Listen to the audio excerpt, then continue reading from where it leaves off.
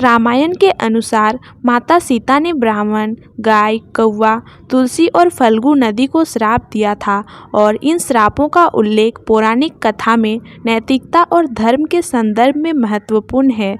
यह घटना सीता के वनवास के समय घटित हुई थी। जब भगवान राम, माता सीता और लक्ष्मण वनवास में थे, तब भगवान राम और लक्ष्मण वन में मृग का पीछा करने गए। इस दौरान माता सीता अकेली रह गई। इसी समय श्राद्ध पक्ष चल रहा था और माता सीता ने अपने प्रीतगणों का श्राद्ध करने का निश्चय किया। श्राद्ध करने के लिए आवश्यक सामग्री न होने के कारण माता सीता ने पास के फल्गु नदी से पानी, तुलसी और कुछ अन्य सामग्रियों का उपयोग किया। उन्होंने इसे पिंडदान के लिए उपयोग किया और अपने पितरों को अर्पित किया। पिंड दान के बाद प्रीतगण उपस्थित हुए और उन्होंने आशीर्वाद दिया। जब भगवान राम लौटे तो उन्होंने पिंडदान के विषय में पूछा। सीता ने बताया कि उन्होंने पिंडदान कर दिया है, लेकिन इस बात की गवाही के लिए कोई विश्वास पात्र नहीं था।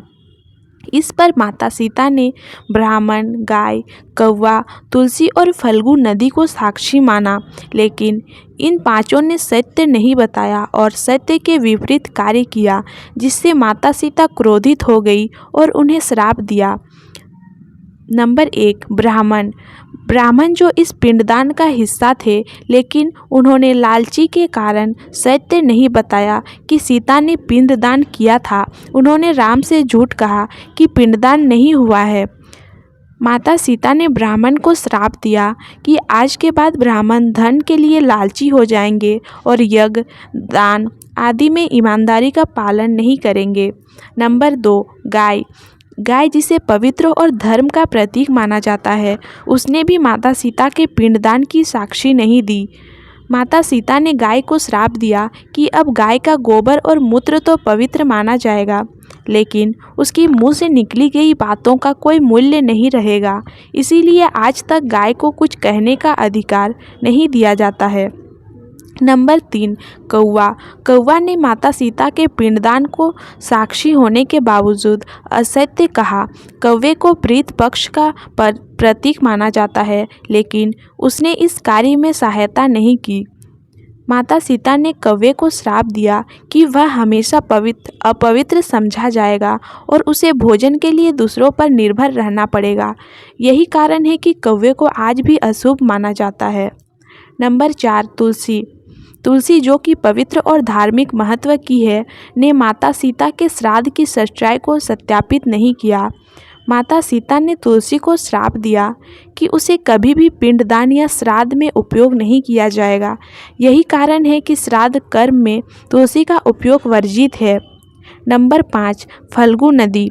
फल्गु नदी ने भी माता सीता के पिंडदान की साक्षी नहीं दी, जबकि यह पूरी घटना उसके किनारे हुई थी। माता सीता ने फल्गु नदी को श्राप दिया कि वह सतह पर नहीं बहेगी और हमेशा रेत के नीचे बहने के लिए विवश रहेगी।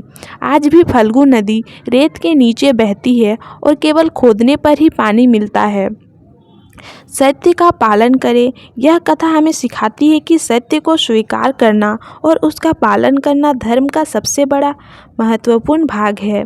स्वार्थ और लालच से बचें।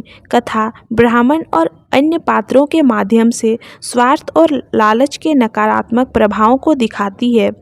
प्राकृतिक तत्वों का महत्व। इस कथा में तुलसी, गाय, नदी जैसी प्राकृतिक तत्वों का धार्मिक और पौराणिक महत्व भी स्पष्ट होता है। यह कथा केवल धार्मिक महत्व नहीं रखती, बल्कि मानव जीवन के मूल्यों और सामाजिक शिक्षा का भी प्रतीक है।